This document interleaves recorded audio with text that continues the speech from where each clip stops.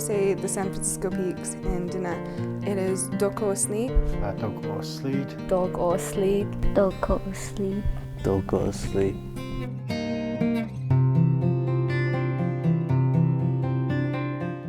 My relationship with the San Francisco Peaks is that it is a very sacred and holy place to my people. I am a grandchild of that mountain. 1, I live in its shadow. 2, it's one out of the 4 sacred mountains in my culture. And 3, I've grown up hearing stories about it, and I've grown up visiting it, and it's been a part of my life. I connect with it and how I think other people try to connect with it. It is very important in our culture because it is part of the sacred landscape of what we call the Neta. It represents the West Mountain. Mountain representing life, Ina.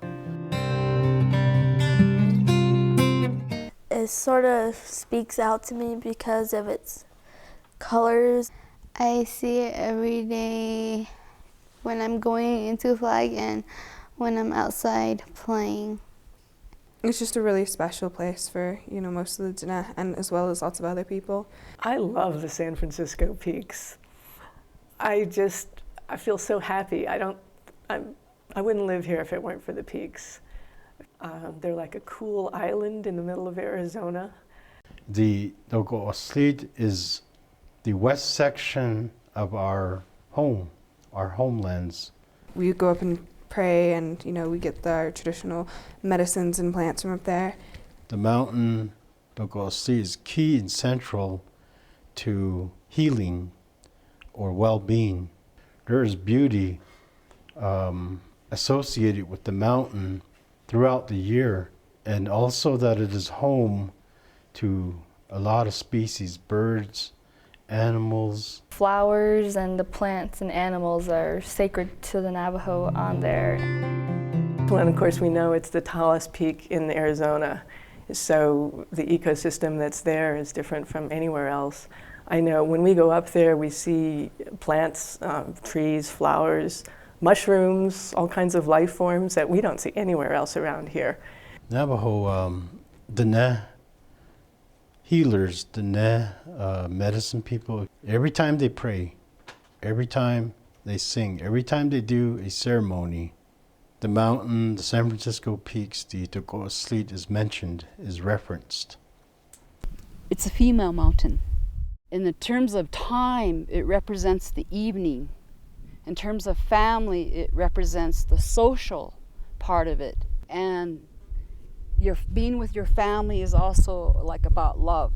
It's also about being with your family. And that's what it represents. There's a clan story. It comes from my own family. I am of the Edgewater clan. Tobaha. In Navajo, they say Tobastisa eat nit the ne. That is our sect of Tobaha clan, who came from near the San Francisco Peaks where there was a lake.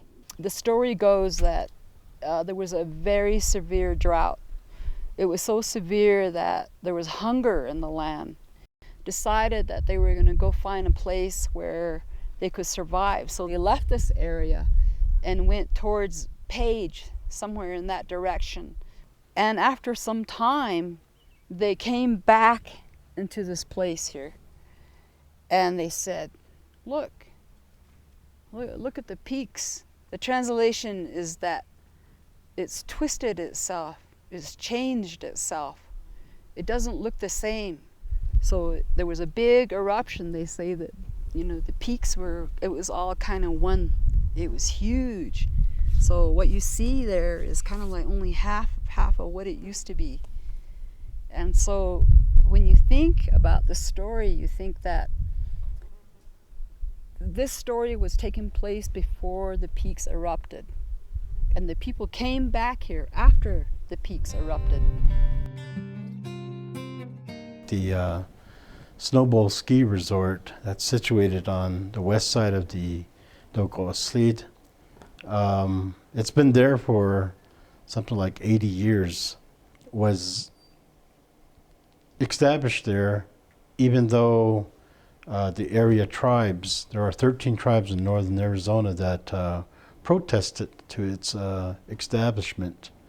And there's a plan to expand the ski resort. They want to use wastewater from the Flagstaff City's sewer plant and to take water from the sewer plant in its form as wastewater to take up, to pump up to the mountain and make artificial snow. What I think about the snowball issues and the peaks is that it's an awful act against the Navajo Nation and all the other tribes who call it sacred and holy. They're not honoring it in a way that we should be honoring it, and they're disrespecting our beliefs and traditions. And you think about the snowball issues and the peaks of how they don't connect with each other and how people don't care about how the peaks is sacred to us. It was very disturbing, for one thing. You know, it's all about money. That's why they're digging up that ground over there to run this pipeline, so that people can have fun. Just to ski with fake snow. I think they just want to do it for money because people want to live the high life, but it's not worth it. You just need to love the things you have, including the peaks, because of its beauty and uniqueness. So this mountain is one of the most sacred mountains in the area, and we have objections to the ski resort and its plan to make artificial snow up there with wastewater. We like to honor our sacred and holy places, and to see it just be used for recreational uses and just for the enjoyment of other people who don't understand how holy it is to us it makes me feel really disappointed and sad. This past year, I had a season pass for skiing and snowboarding. And I had a lot of mixed feelings about that because, you know, being aware of what's going on with Snowball, I thought, you know, maybe I just shouldn't be doing this. But I would stop and I would just look at the mountain and just feel how beautiful it was. And then I'd feel disturbed thinking about, like, next year I can't do this again.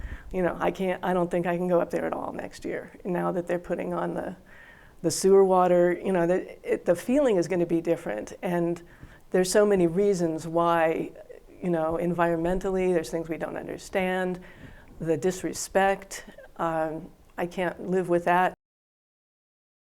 That's not water that is like pristine water that you would drink. Because it has, you know, what comes out of our system, which are sometimes narcotics, endocrine disruptors, estrogen levels, and it is the top of our watershed. We don't know how artificial snow made from wastewater would affect a person when they ingest it or when they breathe it in or when they get exposed to it. It seems like it poses health risks. I just think to myself, why would they like to hurt one of our secret mountains? To the Diné people, we are people that relates to mountains. In some of our stories and some of our ceremonial songs mention in some of these songs are that how we can become one with the mountain, be part of the mountain, or gain strength from the mountains. So we are one and the same with the mountains.